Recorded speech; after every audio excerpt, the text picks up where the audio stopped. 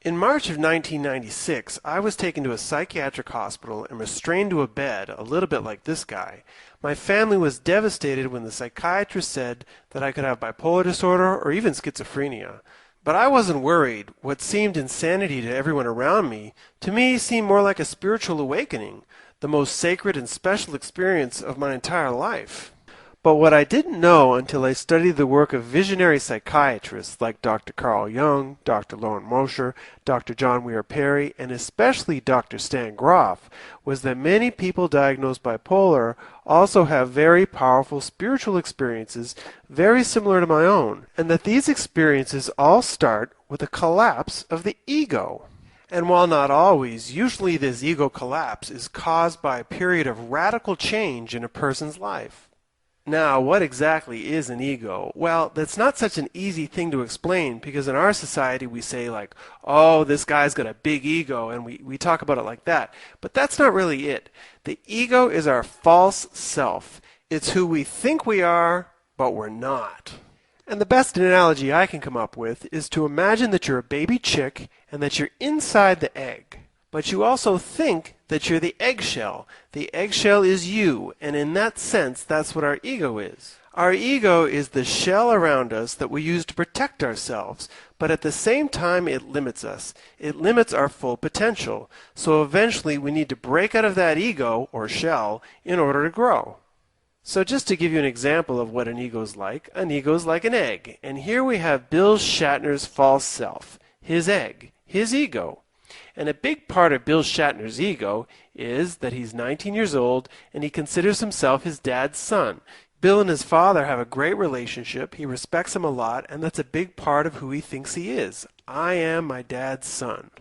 He's also Sue's boyfriend. Sue is his longtime girlfriend, they've been dating for a couple of years, and he's proud of that relationship as well. Another relationship that's very close to him is his relationship with his city, New York. He considers himself a true New Yorker, he's a Yankees fan, and he really wouldn't live anywhere else if you asked him at this point in his life. And being a true New Yorker, for him, life is all about success. If you're not a winner, then you're a loser, and get out of the way. And so Bill is very competitive, and as part of that competitive nature, he considers himself to be a very good student. He studies very hard, takes his studies very seriously, and as part of being a good student, he's working hard to get into a good university. He's also a Christian. His family is Christian, and he was raised reading the Bible. He goes to church on Sundays, and the values and the beliefs of Christianity are very close to him. So all of these different aspects of Bill's life, his religion, his relationships, his attitudes towards life, his desire to get into a good university, his city, all of these things compose who he thinks he really is on a subconscious level, and they all represent parts of his ego that he shows the world, in a sense his false self. And because he works very hard to maintain this image of himself, he has a lot of worries like, what if I don't get into a good university? Or what if I lose the people that are close to me? These sorts of things.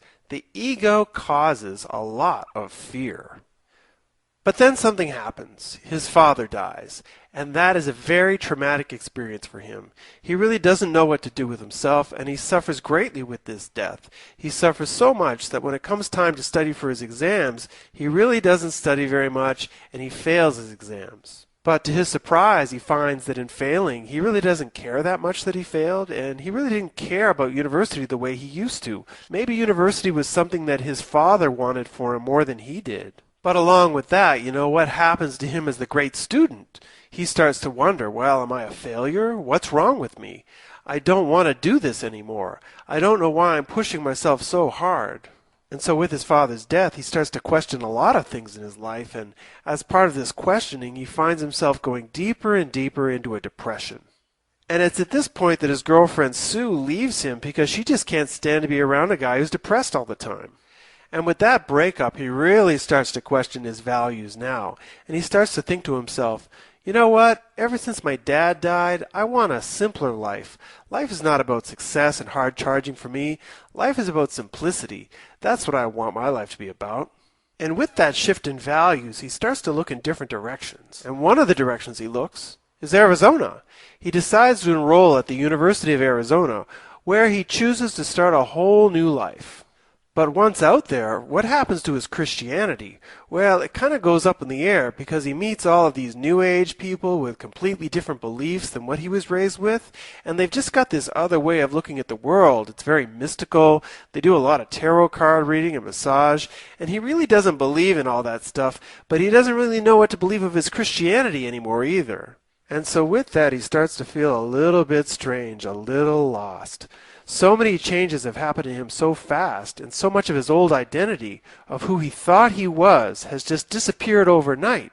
It all leaves him feeling like his feet are not quite touching the ground. Then, in the middle of all this change, Bill might find himself at a party, and he's had a few drinks, maybe a little marijuana, and then boom, a total ego collapse. Everything he thought about himself seems to have disappeared. He doesn't know who he is anymore.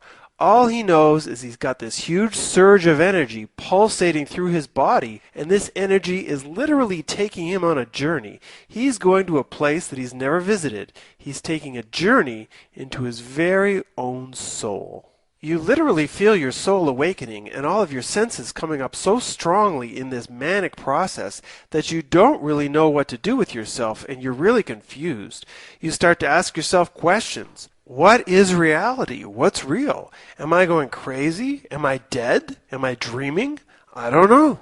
Who am I becomes a very important question once you're capable of even asking yourself the question.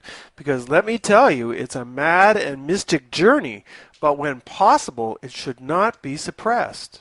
Now, it's important to point out that for some people, these experiences may be very scary, and they may in fact be better off taking medications to stop the experience. However, for many others, what we know today as an acute psychosis has the potential of being a tremendously healing spiritual experience, something which can truly transform a person's life for the better.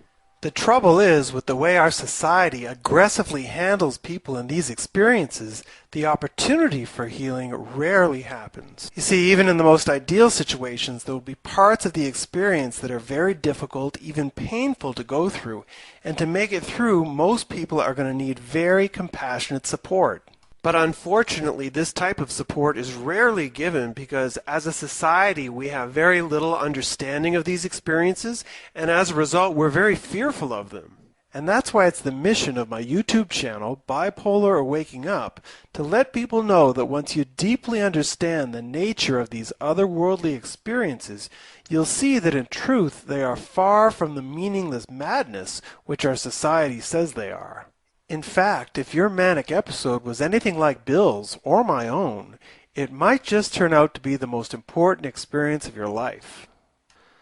Now, what can trigger an ego collapse? Well, it could be almost anything, but for most people like Bill, it's the combination of a series of powerful life events and changes that cause the first experience of the collapse of the ego.